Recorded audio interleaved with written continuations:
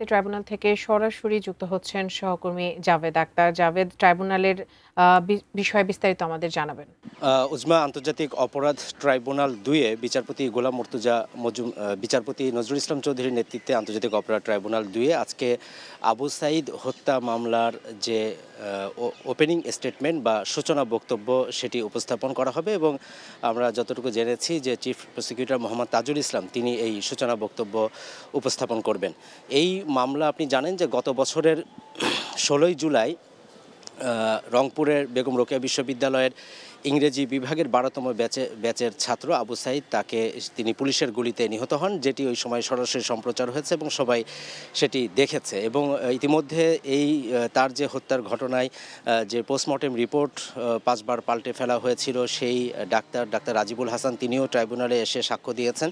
এবং এই মামলাতে গত ২৬শে জুন আন্তর্জাতিক অপরাধ ট্রাইব্যুনালের চিফ প্রসিকিউটর কার্যালয়ে যে তদন্ত প্রতিবেদন সেটি জমা দেয় এবং পরবর্তীতে ৩০শে জুন ট্রাইব্যুনাল ২-এ এই আনুষ্ঠানিক যে অভিযোগ সেটি দাখিল করা হয় এবং সেদিনই এই অভিযোগটি আমলে নেন। পরবর্তীতে অভিযোগ গঠনের উপর শুনানি হয়। রাষ্ট্রপক্ষে গত ২৮ এবং ২৯শে জুলাই এটি শুনানি করেছেন চিফ প্রসিকিউটর মোহাম্মদ তাজুল ইসলাম সহ অন্যান্য প্রসিকিউটররা। এবং তারা এই মামলাতে মোট ৩০ জনকে যে আসামি করা হয়েছে তার ভিতরে রোকেয়া বিশ্ববিদ্যালয়ের সাবেক উপাচার্য হাসিবুর রশিদ সহ মোট ৩০ জন এই মামলার আসামি এবং এর মধ্যে গ্রেপ্তার আছেন মাত্র ৬ জন।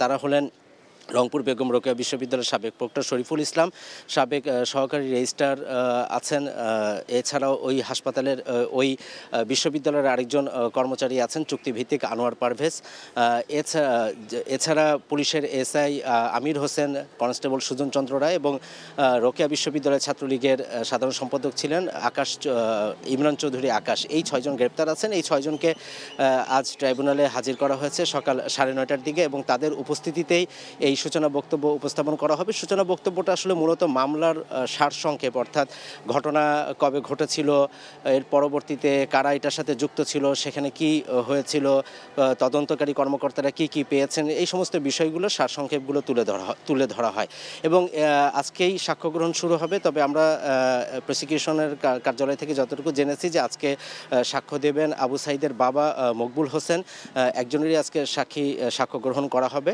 এবং এই মামলায় গত ৬ আগস্ট ৩০ আসামির বিরুদ্ধে অভিযোগ গঠনের মাধ্যমে অভিযোগ গঠন হয় এবং সেদিনই এই মামলার যে আনুষ্ঠানিক বিচার সেই বিচারটি শুরু হয়েছিল। আজকে সাক্ষ্য গ্রহণের মধ্য দিয়ে এই মামলার যে পরবর্তী প্রক্রিয়া সেটি চলমান থাকবে।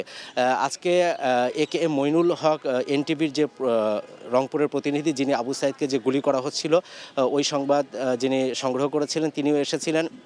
তাকেও এই আবু সাঈদ হত্যা মামলাতে তার সাক্ষ্য গ্রহণ করা হবে। তিনি শেখ হাসিনার বিরুদ্ধেও যে মামলা চলছে, মানবতা বিরোধী মামলা, সেখানে সাক্ষ্য দিয়েছেন এবং এই মামলাতে আগামীকাল তার সাক্ষ্য গ্রহণ হবে। তো সাক্ষ্য গ্রহণ শুরু হলে এবং সূচনা বক্তব্যে প্রসিকিউটর কি বলছেন সেই বিষয়গুলো নিয়ে নিশ্চয়ই পরবর্তী সংবাদে আপনার মাধ্যমে আমরা দর্শককে জানাতে পারবো। আন্তর্জাতিক অপরাধ ট্রাইব্যুনাল থেকে উজমা, আমার কাছে এই ছিল সবশেষ।